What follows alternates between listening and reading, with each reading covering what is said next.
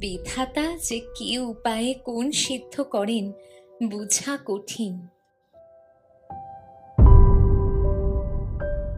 হায়, এরূপ সূচনা তো কোনো কাব্যেই লেখে না। এই প্রায়ান্ধকার ধুলোমলিন অপকৃষ্ট রান্নাঘরখানি আমার সুখের আগার হইয়া উঠিয়াছিল।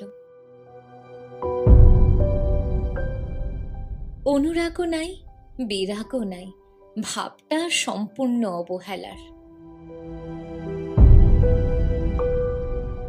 শীঘ্রই এমন একটি ঘটনা ঘটিল, যাহা আমার আর আত্মপ্রকাশ করিয়া প্রার্থী হইতে হইল না।